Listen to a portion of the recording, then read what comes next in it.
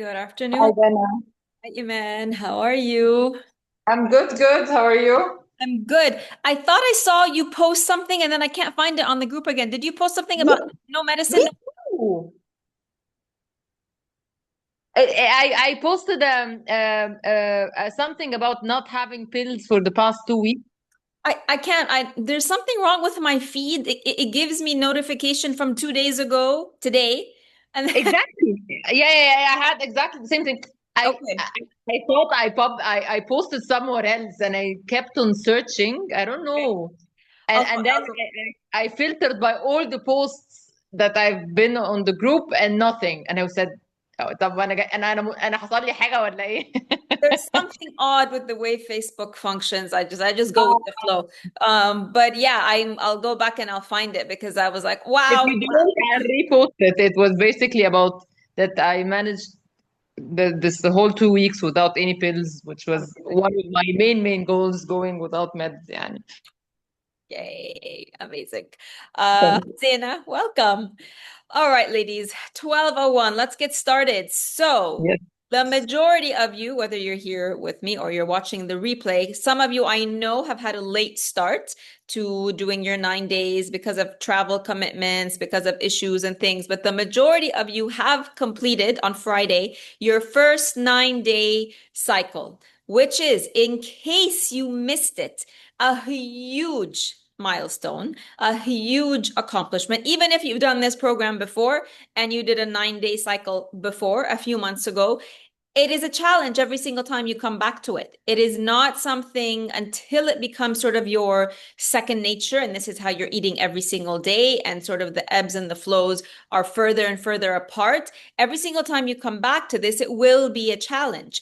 And I posted in the group, I want you to really think about, what this first cycle meant for you. What was your main takeaway from this first cycle, in addition to the general accountability post, because it's not just about the food. And several of you really were challenged with the emotional piece of this detox. You were getting through the physical uncomfortable symptoms, you were getting through the fatigue, you were getting through maybe nausea, maybe even throwing up, getting through the still, if you have bloating, if you have digestive discomfort. But for some of you, I want to say several of you, and even the ones maybe who didn't share it with me, the emotional piece is significant. It's quite substantial because we don't realize to what extent we use food to numb any kind of uncomfortable emotion. And we will go into a lot of detail with this when we do the emotional eating class next week, I believe. But you're already seeing it now. You're already seeing to what extent food helps you when you're anxious, when you're sad, when you're irritable, when you're lonely, when you're bored, and to what extent, when we remove the suppressant, the food, to what extent, when these emotions bubble up, we just don't know what to do with them. We don't know what to do besides eat. And they come up, and your only resource up until now is to still reach for something to eat, even if that's something healthy, because you could still learn to clear out the toxins, to fulfill the deficiencies. But if you don't understand the source of your emotional triggers, I mean, obviously, it's a huge step going, and instead of going for your chocolate or your pizza or your chips, you go for a salad or you go for a smoothie. Definitely that would be better, but you can still use the healthy foods to suppress emotions. That can still happen. And it's not that this is going to be in disservice of you, because at least physically, you're not adding to any toxic load, you're not adding to an inflammatory load. But this is such an important piece of the healing that so many women, so many humans don't understand. We just think that we're emotional eaters, that anytime something uncomfortable happens, the only thing we know how to do is to reach for our comfort foods. What we've done with this detox is we have eliminated a loop that a lot of you are in, but you don't realize that. And there's a missing piece to emotional eating, which is the biochemical addictions. So whenever you're sad or tired or upset or lonely, and you don't want to feel sad or upset or tired or lonely, you go to food. But usually what do you go for? You go for the chips, you go for the pizza, you go for the ice cream, you go for the chocolate, which are all highly addictive. So you become addicted to these. So there is a big part of emotional eating that's not even in your control, which is the addiction to these foods. So what we've done now is we've gotten rid of the physical addiction. And by now, you're all done with the physical addiction to any of these processed inflammatory foods. It typically takes about 5 full days to get rid of any addiction. So even like a drug addiction, a nicotine addiction, any kind of addiction takes 5 days to clear from the body. So this is why moving forward, and this is why we put the emotional eating class later, any kind of huge craving that you get now is not going to be because your body is still biochemically addicted. It is going to be an emotional hunger. So start to pay attention to that. Some of you have already experienced that in the past few days. There is absolutely nothing wrong with that happening. It is part of the process, but I want you to track it. And we will get into the reasons for that and then how to work through that next week. So if you found yourself, weepy, irritable, dying for something that was not part of the plan, that's not a physical craving, that wasn't your body saying, you know what, we need the chocolate, we need the burger, we need the pizza. That was an emotion that has never had the freedom to bubble up without being suppressed, calling for you to start to think about this emotion. You don't need to think about it just now. I'm just bringing your attention to it, and we will tackle it next week. The other thing that has come up, a few of you were not able to complete the juicing day fully or in the last few days for whatever reason, emotional cravings that you didn't know what to do with. You went and you did have the food that you're used to help you with the comfort, or you were at a family gathering for whatever reason, you were able to put up with the pressure and you had the food that wasn't part of the plan. There is no guilt when and if this happens. It will happen to every single one of you. Just because it didn't happen in the first 9-day cycle doesn't mean it's not going to happen in the next one, doesn't mean it's not going to happen next month. It's not a question of if you are going to eat something that is not optimally healthy. It's only a question of when, because you're human and we have different, life cycles, and we have different curveballs that come at us. And because we're not perfect and we're not supposed to be. So the big takeaway around that is that when and if it happens, you just get up the next day and you keep going. It's not going to ruin everything you've done. It's not going to set you back. The thing that will set you back is your mindset around it. So if you carry the guilt around, at the end of the juicing day, I just couldn't handle myself. I went and I had rice and I had potatoes and I had meat. The guilt around that is worse than eating the rice and the meat on your juicing day. The body will actually process these foods or any other foods very differently when your emotional state is anxious around them versus if you're eating them calmly, you're really enjoying them, there is no guilt around them. So eating is a process, and learning how to eat to heal is a process. And you've only been in this process 11 days out of your entire life. So there is absolutely no way that you've learned it all. There's absolutely no way that you've understood every single trigger that your body has yet. And even months into this and years into this, you'll still be learning about your body and how it works and about the triggers. So take a step back and be kind to yourself. If this is something that happened to you in the last week or over the weekend specifically, there is no guilt and there is no shame. The way you eat is not a measure of your character. I was so bad. I was so awful. I feel so guilty. You didn't commit a sin, by the way, right? You just ate. You just put something in your mouth. So no guilt around this. The only kind of information you need, the only feeling you need is curiosity. So, right. So I haven't had this food in a week and then I went and had it. How did it actually make me feel? Whether in the moment or a few days after, because sometimes we can eat a food that is, quote unquote, inflammatory, not good for you, and you don't necessarily feel the effect right away. So you do need to give yourself space to be curious and to see how your body responds. That response can come as quickly as 10 minutes within eating this food, up to 3 days after eating this food, given that you don't have anything else after that. So you might confuse the body even more. So stay awake and vigilant. Right. So I had one of you tell me that you had the rice and she had tabbouleh, which has burghul, and then she couldn't sleep the whole night. She was uncomfortable and she didn't understand the connection.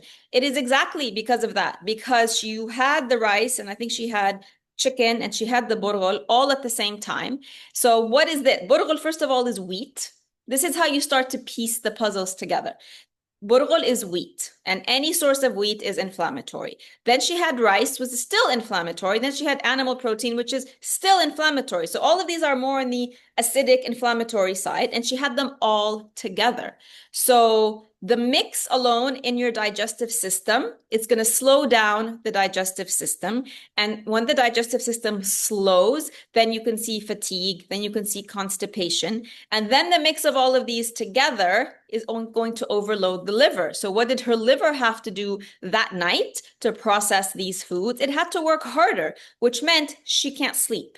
Because imagine your liver is sort of like an engine and you've revved it up when it's supposed to be regenerating, but instead of resting and regenerating while you sleep and letting you sleep, you've added a load on it that it has to process. It will process it whether you like it or not, because that's its job. So it had to do that at night when that's when the liver works the hardest. And so because it had to work hard, it meant she ended up not being able to sleep. So once you understand these connections, and the way you learn that initially is to share with me when you have these foods and what are your responses. And if you're not understanding the connection, then ask me so I can help you learn that. Then you start to create what we call that blueprint for yourself. Every single one of you is going to have a slightly different eating and healing blueprint within the context of the generally healing foods. I'm never going to ask you to create a blueprint that includes on a regular daily basis wheat and dairy and processed foods and seed oils and that whole list. We are looking to create a specific blueprint for you: fruits, vegetables, a little bit of whole grains like lentils, beans, animal protein, seeds, and nuts. And a few good fats, avocados, and whether you choose olive oil, maybe you choose a little bit of ghee, maybe you choose a little bit of beef tallow. I shared about that today. That's your toolbox for each one of you to create her own long-lasting healing blueprint, where you're eating within this context and you are symptom-free, medication free if you have decided to go off your meds and you've actually gone off your meds and you do not retrigger symptoms where you're required maybe to go back to your meds, and where you are your absolute self. Zero or minimal physical symptoms that get in the way of you living your life. That comes from creating an equation or your blueprint from those main foods. Some of you will find that you can add animal protein at lunch and at dinner, and you'll do that for a month. Maybe you'll do that for 2 months and you feel perfectly fine. There's no bloating, there's no headaches, there's no constipation. Your period comes pain-free, because remember, one of the biggest triggers for any type of reproductive imbalance, PCOS, heavy periods, painful periods, is animal protein because of the estrogen. So if you find that you can do that and 1 month, 2 months, your period is pain-free, doesn't flare up acne if that's what you have, then you know it works for you. But if you do that for 2 months, because remember, some things are cumulative, they don't show up right away. So let's say you reintroduce animal protein, lunch and dinner, and you're feeling great, but then your cycle hits. And after having cleared the pain and the discomfort and the heavy bleeding, it starts to creep back. Then that would be your signal that that's too much. It's not working for you. Let's readjust again. The other one that usually tends to take time to show up is coffee. If you decide to reintroduce coffee, you have it the first day, Okay, it feels okay. There's no heart palpitations. I go to sleep deeply that night. I'm not feeling anything major. So you decide to have it again the next day and the next day and the next day. And then your cycle hits. And if you've been no hot flashes, no night sweats, very energetic, but then a week leading up to your cycle, all of that comes back. And the only thing you've done differently is you've reintroduced a cup of coffee, then you know it's not working for you. So everybody's going to be a little bit different here, but the general recommendation and what seems to work 95% of the time is to always keep the bulk of your daily intake. 90 to 95% of everything you're eating every single day is alkalizing, so fruits and vegetables. And you keep a little bit, whether it's going to be animal protein, whether it's going to be a little bit of the whole grains, whether the coffee comes in as your little 2% a day, and you create your own healing blueprint, sustainable way of eating from that. And this requires a few steps. So the first step is to detoxify and get rid of the biochemical addiction and understand the foods that work and don't work. The second step, which we're going to do next week, which is to understand your emotional triggers. And then the final step, when you've detoxed, when you have a handle on your emotions and which are the strongest ones that have you going for your chocolate and your ice cream, when you really understand that, then you reach the phase that we call mindful eating, where you implement your blueprint easily, sustainably, where you are making very conscious decision every single time you're eating. You are in control. And even when you have an emotional trigger, when you've reached the state of mindful eating, you are consciously choosing to have the ice cream. It's not a craving that's completely overtaking you and you have no control over the final decision. No, you will acknowledge that I'm having an emotional challenge right now. You will acknowledge that, yes, I will process it, but you know what? I'm also going to have the chocolate bar. That's mindful eating, and that is ultimately our goal. And you can't get to mindful eating without first detoxing and getting rid of the biochemical addictions, and then understanding the emotional triggers, eliminating them, finding substitutions for them so that you can be in a very, very conscious state every single time you eat. Does that make sense, ladies?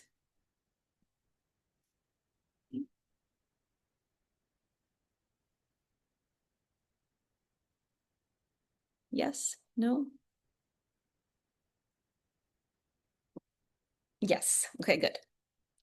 Any questions around that? This will become more clear when we go into the emotional eating class, when you understand those triggers. And then when we move into, I'll be sharing with you in the group. So once you start choosing, I'm going to do 9 days again, or I'm going to do a few days of just juicing again, or I'm going to slow down again and just do clean eating. From now on, that's just going to become more and more second nature to you. And the healing is physical healing is really just about repetition. We're not doing anything different from now until the end of the program. We're not going to suddenly introduce a new way of eating. I'm not going to give you a completely different set of recipes or a completely different schedule. No, that's it. You know how to eat to heal right now. The only thing that's going to change in the next few months is you choosing the intensity and the speed as you go through, depending on your circumstances, depending on if you're traveling, if you're home, if you have an event. That is going to be very personalized with each one of you, and then you will get the guided support as you go through that. But what's going to change in terms of instruction in the program is what's going to happen with emotional eating and mindfulness. So starting next week or the week after, I will be posting in the group more information and exercises to have you start to connect to your emotional self and to connect to your emotional triggers. Thought model is still key. If you haven't done a thought model and submitted it, and 99% of you have not, please do. If you have resistance around this, it's because you don't want to face your emotions. It's because you don't want to face where you need to take responsibility for your perception of your life and your perception of reality and how you need to take control of it in order for it to change. So thought model plus emotions plus mindful eating is going to be the focus for the next couple of months in the group. I will be giving you journal prompts in the morning. I'll be giving you some exercises to help you do that. So the only physical instruction you'll be getting is basically each one of you is going to be experimenting with the different types of detoxes. You'll come and give me feedback. I'll give you a recommendation. I'll guide you. I'll support you. But it won't, and except for those of you who haven't done the detox at all, and there's some of you who still are ready to start, this should just be something that is from now on in terms of the physical, is you learning through trial and error what works and what doesn't work for your body. The bigger part is going to be the emotional healing that you're going to do. Because as I said before, I can give you, and you could be following the plan exactly to a T, but if you're not understanding and processing the emotional pieces and the mindfulness pieces, the eating piece is going to fall apart and it won't work. So that's where our focus will be starting next week. This week we have the last 4 classes that we've got are about things like your skin, supplements, essential oils, things like that, things that you can, other tools that you can bring in as needed to help with your physical healing. And that will wrap up the physical toxins that we're talking about. So you can look at it this way. We're more or less done understanding and working with the physical food toxins. And then starting next week, we're going to really then focus on the non-food toxins that are just as important and can be just as detrimental for your health. Amen. What's your take on tomatoes? Tomatoes are great. There isn't a single, I'm going to say this again, ladies, not a single fruit, not a single vegetable that is a no. Not one.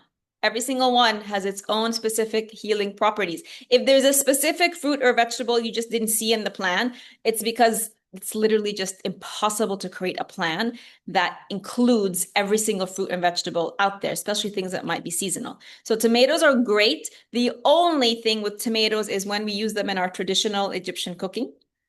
So when we heat them up really, really high with a fat, whether it's oil, let's say it's ghee, they turn rancid and they can then oxidize. So as long as you're eating them raw, as long as you're eating them mildly, maybe roasted, with your other vegetables, that's fine. But it is problematic when you cook them on such high heat and then eat them. So if you do want to make our traditional Egyptian or Middle Eastern, foods, I recommend that you add the tomatoes or the tomato sauce, if that's what you're using, with your source of fat at the same time on a medium heat. Don't heat the fat first, wait for it to get really hot, and then add the onions and the tomatoes. Add them all together on a medium high heat. You can even add the vegetables at the same time and do it as what they say, كله ني في ني all together. It's not going to take away completely the how tomatoes turn rancid and oxidize, but it will minimize it greatly. Better types of bread. No. So, there's a hype around sourdough. There's no difference between sourdough and regular bread. The only difference between sourdough and other conventional bread is that conventional bread will have more than 3 ingredients. So sourdough is made in the more traditional way. So it's just flour, water, and yeast, I believe, 3 ingredients, versus factory-made conventional bread has had additives and fillers and sugars and chemicals. So yeah, if you eat the sourdough bread, you've removed the additives and the chemicals and all of that. But is it a healing food? Never. Don't fool yourself that I'm going to switch to sourdough bread and that's better for me. It will never, ever heal you.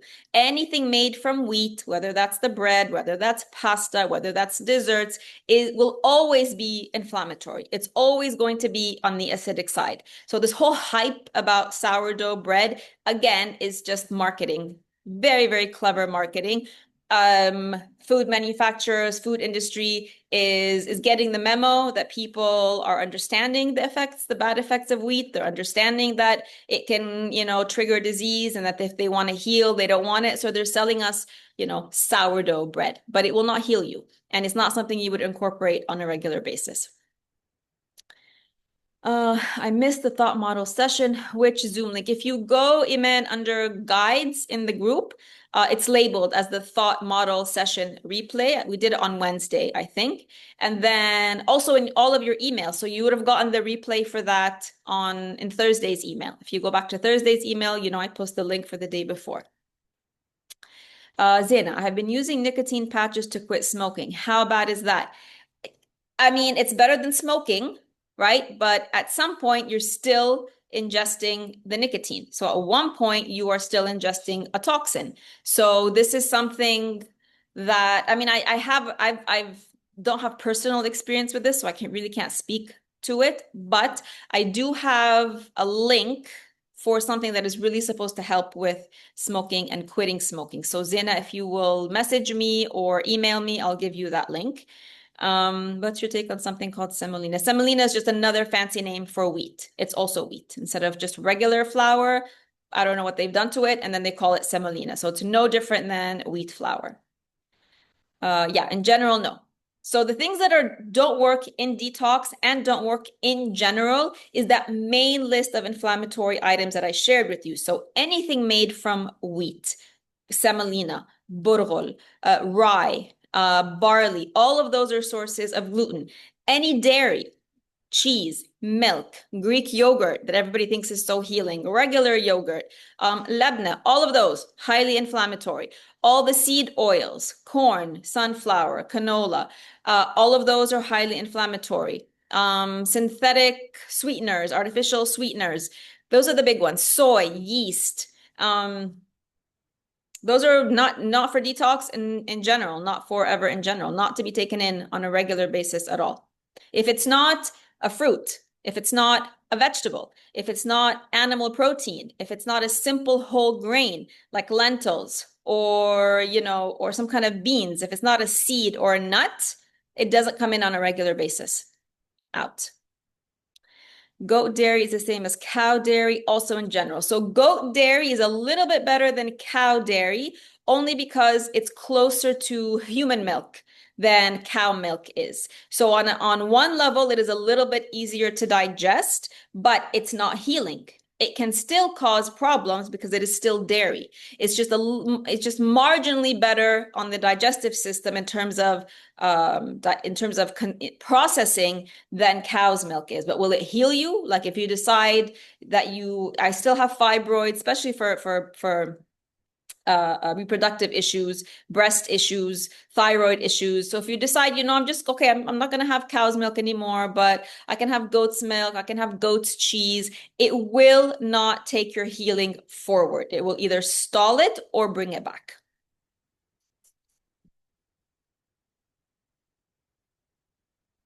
Oh, Iman, what about bread that is based on sha'ir, hummus, batat? So sha'ir is still wheat, so that's always out. There's so many different forms of wheat. Sha'ir is wheat, so that's out.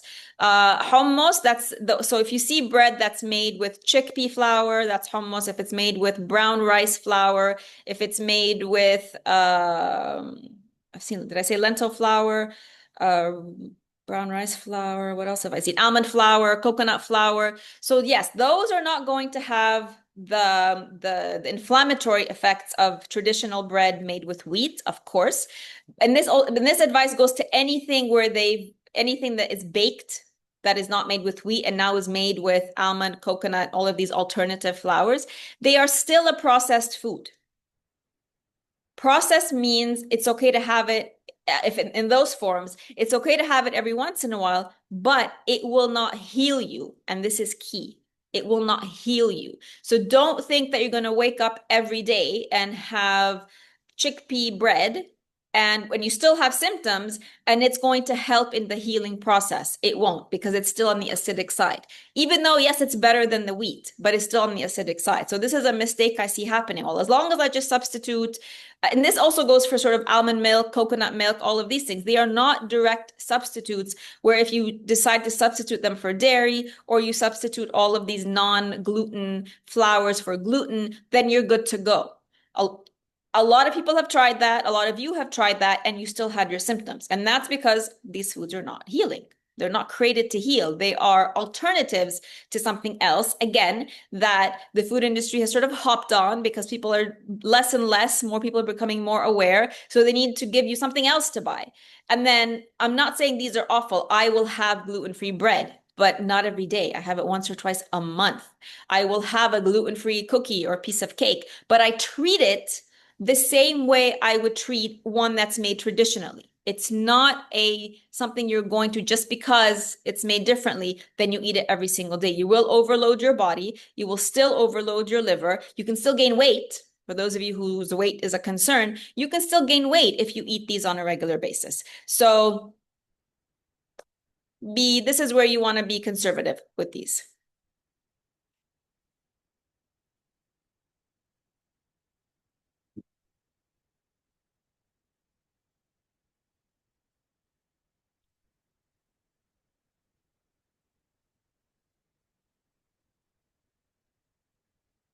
Any other questions, ladies? Did any of you watch the movie, The Super Juice Me, that I linked on Friday as part of your juicing day? Not yet. Highly, highly recommend it. Don't miss it. There's a lot of movies like that where they share, incredible natural healing success stories. But this one is always, I think this is one of the first ones I ever saw. And I just love Jason Vale. I love the way he approaches things. So as an introduction, sort of to, if you ever want to start to watch more movies like that, this one is a great one to start with. Zaina, is there a date for starting the second liver cleanse for everyone? That depends, Zaina. So if everybody, the people who started on time, uh, started their second liver cleanse technically yesterday. So they finished on Friday, their first 9-day cycle, and yesterday they started another 9-day cycle if they chose to. Some people have chosen to move into clean eating. Some people are choosing hybrid. So yesterday was the first day for starting whatever it is you decide to choose. It happened yesterday.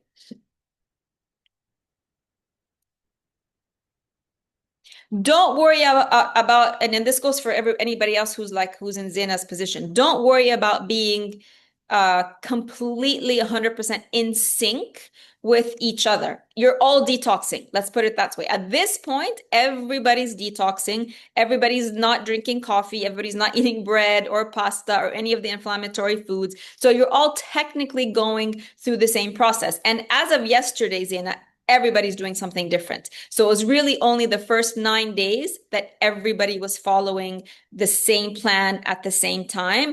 Starting yesterday, like I said, everybody's choosing to move forward differently. So don't worry that you are a few days, you start a few days later or you're a few days off. As of yesterday, nobody's on the same schedule. So it's perfectly fine if you're not.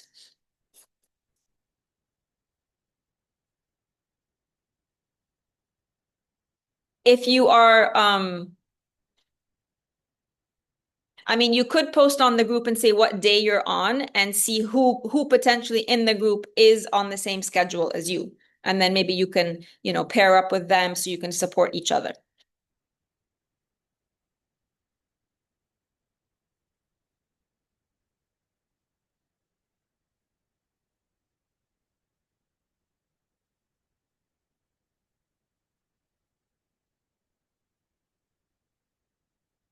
All right. I think tomorrow's class is either supplements or skin. I don't remember. It's one of those. So it'll be another super interesting class. You might want to bring a pen and paper. Actually, for the next 4 days, you might want to bring a pen and paper to jot down some information. All the information is also available in your detox guide. So whether it's skin, supplements, essential oils, those parts where I'm teaching something, you have that information also in the detox guide to go back to. All right, ladies, have a wonderful rest of your day. If you haven't done a thought model, it's resistance. Think of it this way, doing a thought model, you don't actually have to act on it. If that's what's scaring you from doing one, the first step would be just to do one. You don't actually have to go and change anything. Just get the awareness around what needs to be changed. So do one and share it with me. If you haven't, let me know how you're moving forward. Also, do that. If you haven't shared your major takeaway from the first 9 days in the group, please do that. If you haven't shared your the accountability post that I posted on Thursday, please also go and do that. All right, ladies. I will see you all here again tomorrow, same time, same place. Have a great day.